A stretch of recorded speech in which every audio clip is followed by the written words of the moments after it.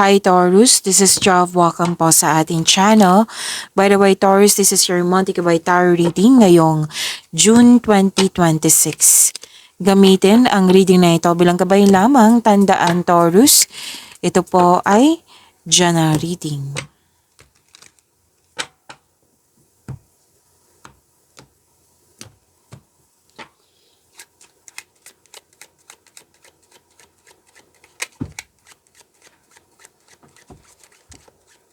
Mga parating pa para kay Taurus.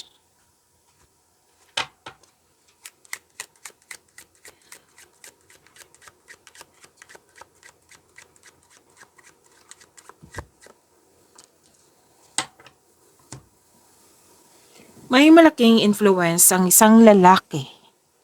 Pwedeng special man, husband, boyfriend, kung ikaw ay babae. Or kung ikaw may lalaki, Taurus, matalik mong kaibigan, kapatid, kung sino man tong malapit sa'yo. Taurus. Pwedeng, basta kung kausap mo siya, kasama mo siya, feeling safe ka. Yes, single man between 30 and 45 years old. Yan. Pwedeng a lover, loved one nga.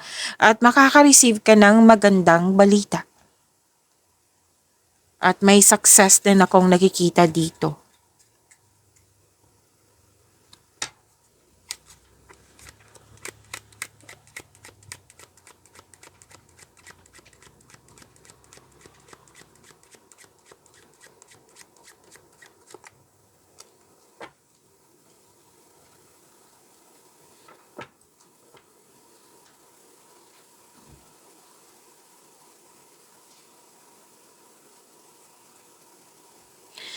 Okay,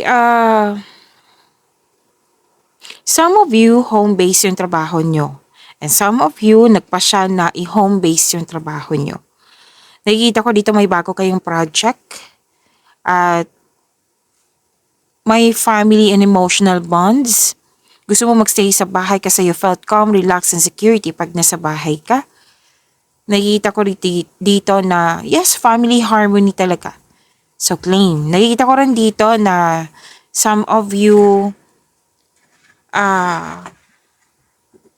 magpapatayo ng bahay, bibili ng property.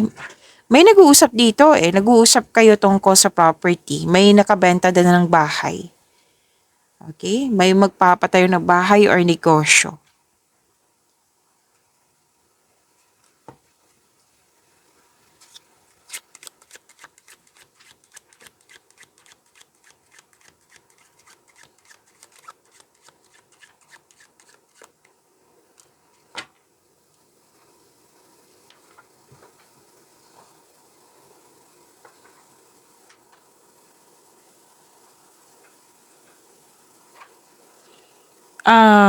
Okay, another card na naman, nagsabi na may success. Wow. Dalawang card mismo so far. Hindi pa naman tayo tapos dito. Success talaga ang nakikita ko dito sa inyo, Taurus. May attainment, fulfillment sa pangarap. May magandang mangyayari sa investment mo. At sabi din dito na you're believing in a positive outcome sa future. Actually, may hinihintay ka Pwede din hinihintay mo yung resulta in the near future. You're believing in a positive outcome nga. At sinabi naman ng card nyo dito na all is possible. Kumbaga all is possible through faith. Kumbaga may pag-asa. Yan. So, ang ganda. Pag-asa.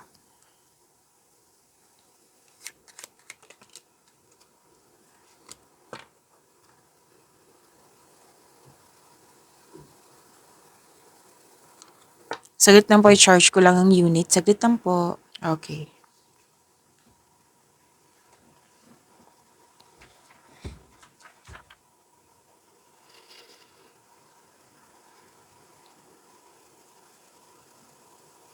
Okay. Kanina ko pa to nakita dito. Tatlong card po mismo nagsabi dito na may hinihintay ka. Or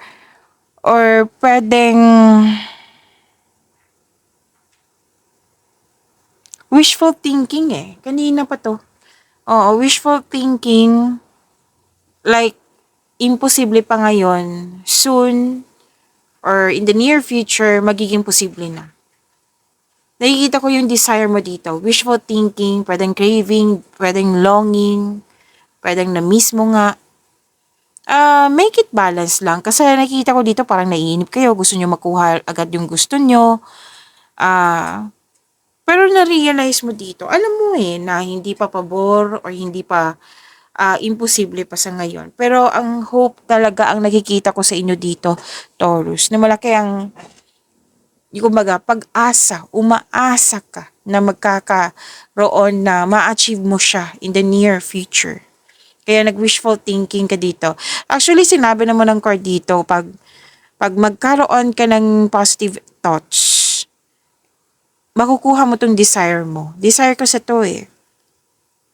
Pwedeng na-miss mo, pwedeng craving na gusto mo maabot nga. Basta wishful thinking na imposible pa sa ngayon. Sa iyo ha, para sa iyo imposible pa sa ngayon. Makukuha mo to kung magkakaroon ka ng positive thoughts. Okay? And kailangan kasi maghintay dito. Actually, nakikita ko dito na may pagtanggap na, okay, kahit anong gawin ko, imposible talaga. So, I'm hoping in the near future, magiging okay na. Okay? And kailangan kasi maghintay eh. May mga dahilan yan. So, sinabi ng card, maghintay. Kasi na-realize mo naman, which is good, di ba? Na-realize mo, hindi mo pinipilit. Kailangan lang kasi na i-balance kasi some of you, pag parati mong iniisip, matatrigger yung anxiety nyo.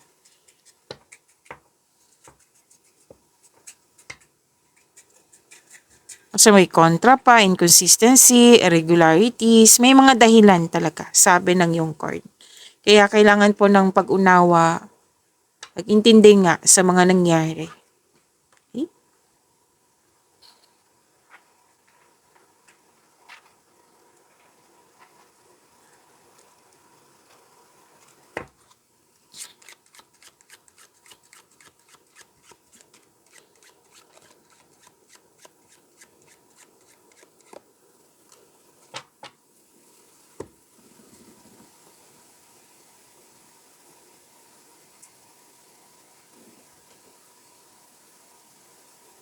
Okay, ang ganda.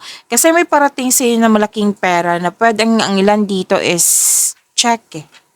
May cash, oo, pero ang ilan sa inyo is check. Ang matatanggap nyo ay check eh. At ang ganda kasi I think ito yung hinihintay nyo, isa sa hinihintay nyo. May document kasi dito, may kontrata, may application, which is good news po. Kasi may sagot na, may approve na, ma-approve na. Eh, may dumating din na new opportunities po na pwedeng magiging busy ka. Kasi very challenging siya eh. Oo, which is good, diba? New opportunity, claim nyo po. Challenges, hindi siya challenge like magbibigatan ka, mahirapan, like madidisappoint ka. No, hindi po. Pwedeng ang nature ng work na ito or opportunity na ito is talagang busy. So, prepare your energy. May written communication, may telephone call, may text message, may letter, document, paperwork, lalo na yung money. So, claim. Claim po. Taurus.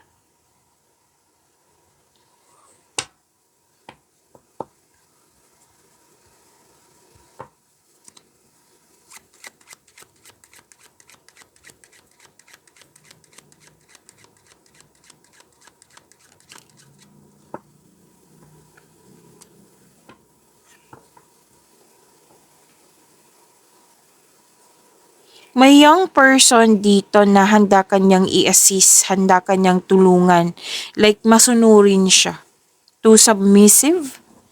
Oo, young person kasi pwedeng lalaki, pwedeng babae. Nag-uusap nga kayo tungkol sa domestic matters. Yan.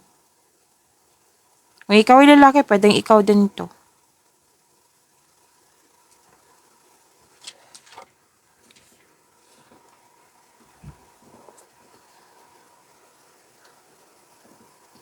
A fresh start, a new start. Pwedeng may buntis. Kung hindi man ikaw to, pwedeng ibang tao na malapit sa'yo ay buntis, nanganak, nag-alaga ng baby. Wow ha. Sunod-sunod na sinasabi dito na may opportunities na aminado ka naman dito na wala ka pang experience pero handang-handa kang isubok mo talaga. Oo, handa kang gawin ito. Itong binigay na new opportunity sa'yo. Oo, kaya nakikita ko dito very focused ka. Kasi nga, bago sa'yo bago sa'yo lahat. Pwedeng bagong project, bagong relationship din. O may na-miss ka nga. Parati ko to nakikita sa inyo, Taurus. Sino ba yan? Oo, Taurus. May na-miss ka. At may humihina tension sa'yo, pwedeng bata to or ito ay yung inner child. Nakikita ko rin dito na may bago kayong gamit, may bago kayong pet na nagbigay ng pampers sa'yo. At may growth sa new beginning na ito. Ang ganda naman. Actually, dalawang card pa mismo nagsabi dito. New beginning. May transformation na magaganap. Hindi lang siya new beginning May ending na may kasamang new beginning. Nagkaroon ng ending to make new room for new beginning. Okay? So, there's something new, pero wag kayong mag-alala. Galingan nyo. Kasi growth talaga ang nakikita ko dito.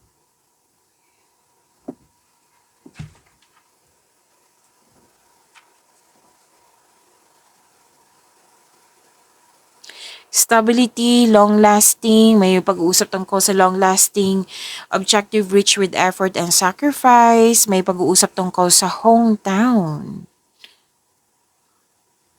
Ito din, parati ko itong nakikita sa inyo. Nung May 2026, basta mga daily ba, weekly nyo ba, may tao dito na gustong magpakasal, gustong maging wife. Pwedeng, kung ikaw lalaki, pwedeng jowa mo to, pwedeng taong malapit sa'yo na isang babae. Babae kasi to At,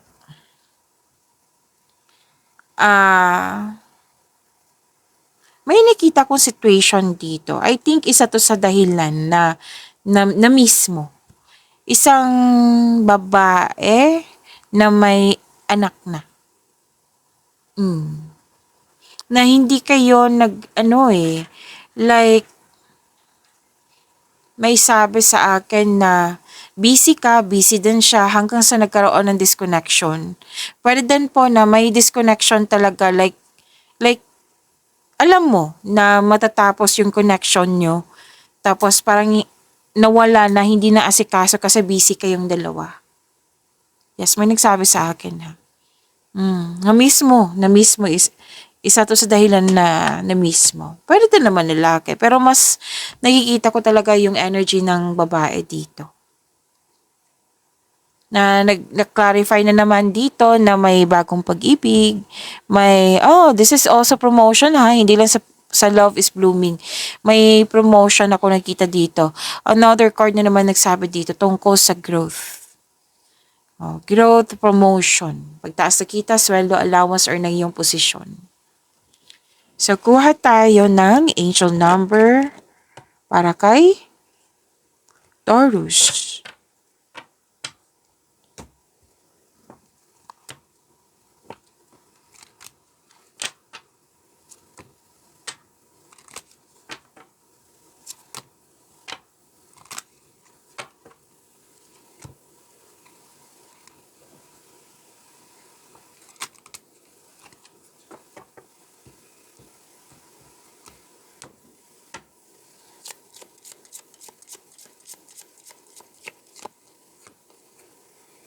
Oh, wow.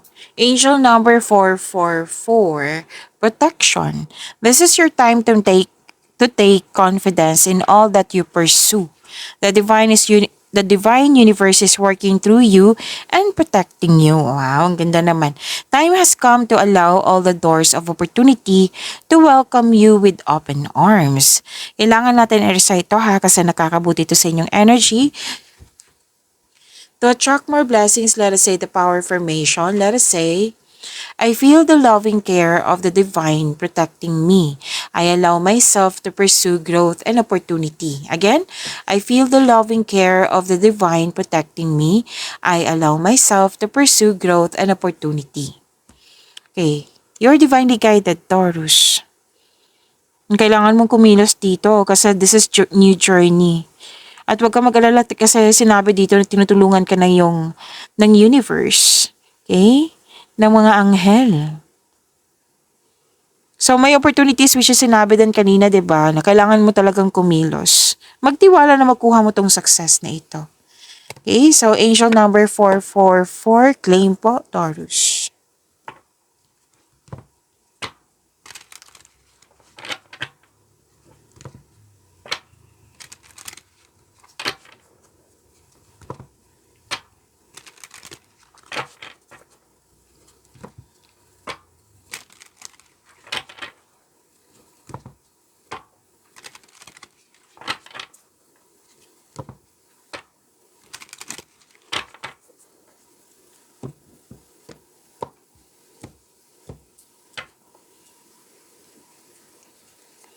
Energy, nakuha ko na. Okay. Ang ganda. Energy ni Taurus ngayong June 2026.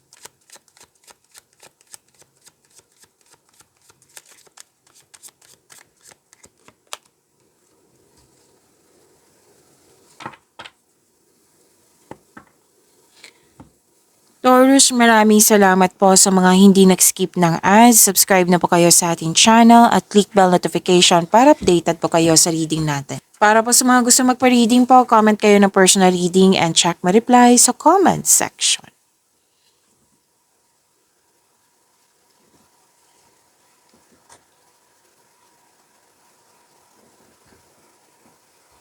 Energy ni Taurus. New journey pa rin to. New beginning, bagong simula. Lumabas kanina at sa inyong angel number 444. Alam mo ba, ang ganda ng new beginning na ito kasi abundance po ito. Claim. May parating na blessings, gift from the universe, posible din new job opportunity to or unexpected sum of money. Pera kasi ang nakikita ko dito. Taurus. Pwede din nag-take ka na first steps para ma-enhance o ma-increase yung kaperahan mo.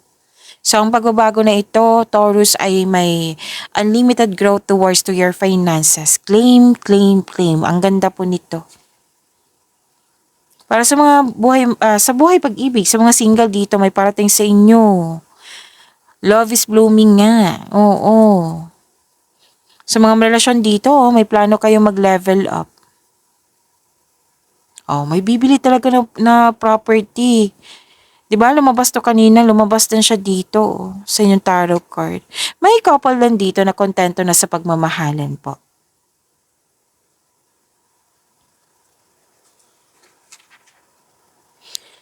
So, job opportunity, promotion. Lumabas din yung promotion kanina, natandaan nyo. Lumabas din dito sa tarot cards nyo. Magkakaroon po ng financial growth and stability. Ang ilan sa inyo mag-pursue ng new career path that will offer more stability and abundance po. Yes, so claim. Ang ganda po nito.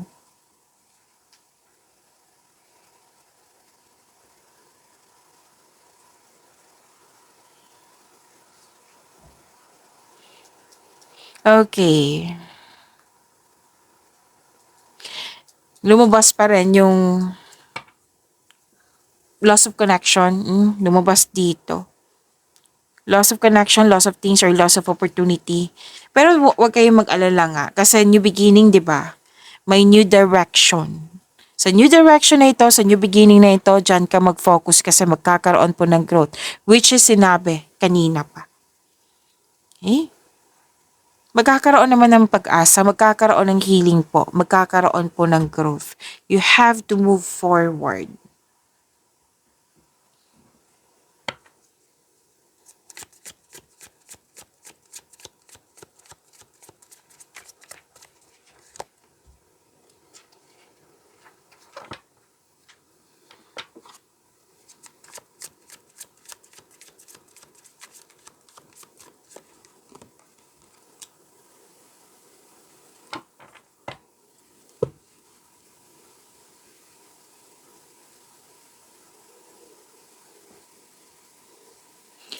Career and money. Ay, this is good. May self-assessment ako nakikita dito. May pagtanggap na sa mga nangyari. May awakening. Oh, this is also transformation. Eh, nakikita ko naman dito yung increased confidence mo.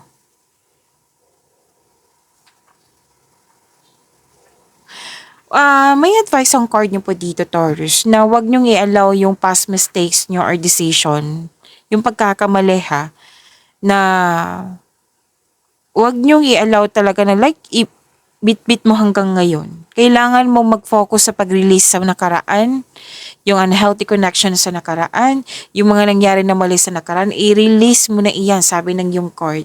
At mag-move forward ka into a new direction, new and more successful period. Yes, may nakita ko ditong parating na success. Parating na po. Paulit-ulit na sinasabi kanina pa na magkakaroon ng financial growth. So claim, ang ganda po nito.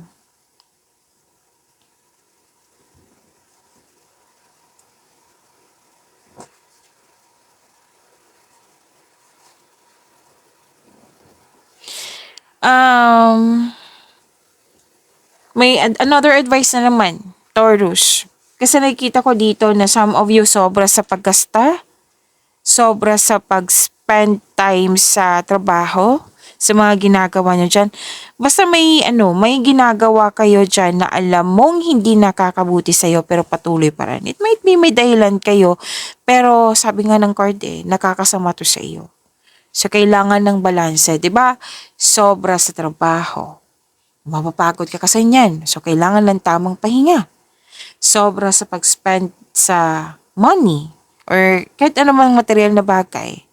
Di ba? Money, spending, money. So, kailangan balansehin para hindi ka maubusan. Okay? Kung ano man po ito, basta kailangan po ng recovery, kailangan po ng freedom, kailangan po ng balanse. Pero din, nagtitiis ka sa mga toxicity dyan. So, recovery, freedom, balanse po ay kailangan.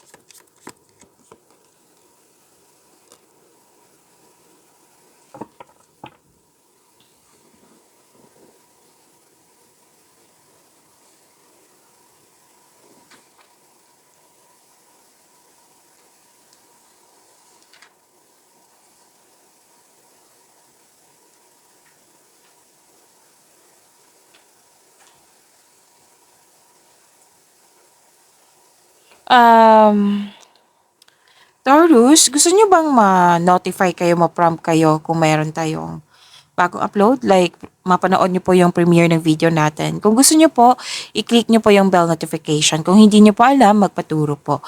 Huwag nyo din kalimutan na mag-subscribe sa channel natin. At nag-o-offer na po ako ng rush reading. Kung gusto nyo po, comment down personal reading at antayin yung reply ko.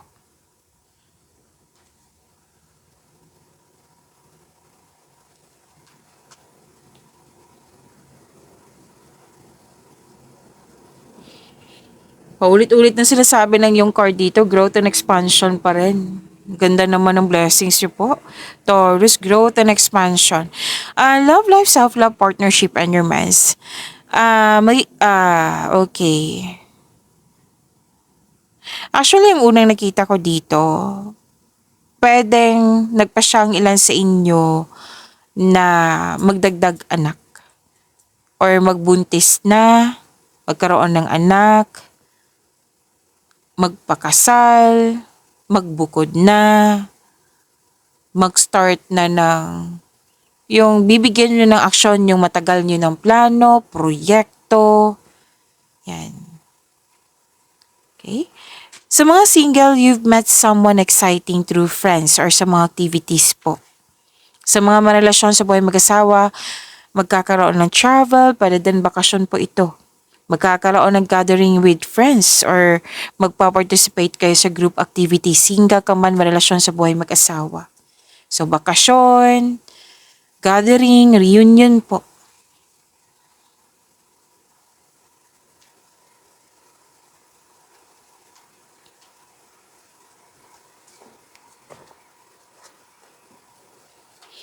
Makinig po daw kayo sa inyong intuition. Oo. Na like, kung mayroon kayong emotional intelligence, this will lead you to the answers you need about your romantic urges. Sa mga single, ito lahat kayo, sa mga relasyon, sa buhay mag-asawa, single. Ang sabi ko sa dito is, mas piliin nyo pong magtiwala sa inyong sarili kaysa mag-overthink or mag-overanalyze. Okay? Makinig din sa inyong intuition kasi may malalaman kayong sekreto. Makinig sa inyong intuition, maaring may panawaging spiritual na parating sa iyo. Trust your own counsel first. Why? Excuse me. Kailangan ko mag-burp. Nakikita ko sa dito na naghahanap ka ng solusyon sa iyong problema, sagot sa iyong mga katanungan.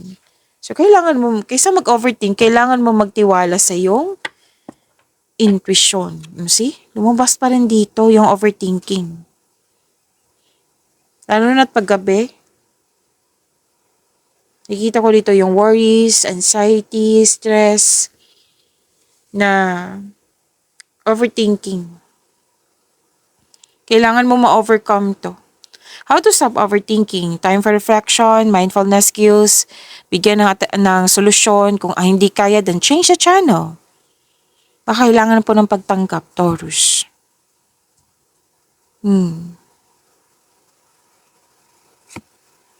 Okay? Huwag kayo mag-alala kasi this is near completion. Like, matatapos din tong cycle na ito. Ma-overcome mo rin to. Makakawala ka sa overthinking kung ikaw ay willing po. Sabi ng iyong card.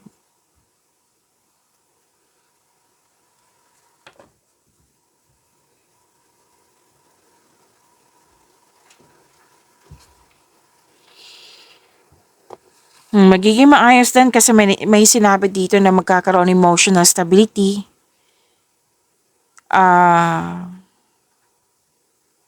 Yung parating pala sa iyo, sa mga single dyan, emotional intelligent. Marunong magbalanse sa kanyang emotion. Pwede din na nakilala mo na siya, pero may dito may sabi na parang nawiwirdohan ka sa kanya, na hindi mo siya mag-gets. Sabi ng yung card dito, kung once makuha mo yung loob niya, there is a wonderful potential for deep love po. Tapos sa mga marelasyon sa buhay mag-asawa dito, sabi ng yung card, iparamdam mo sa kanya na may malasakit ka, supportive ka sa inyong relasyon.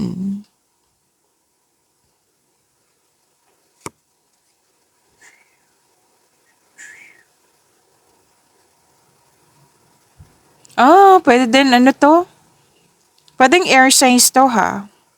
Yung parating mong iniisip or ito yung parating sa inyo. Air signs is Gemini, Libra, and Aquarius po.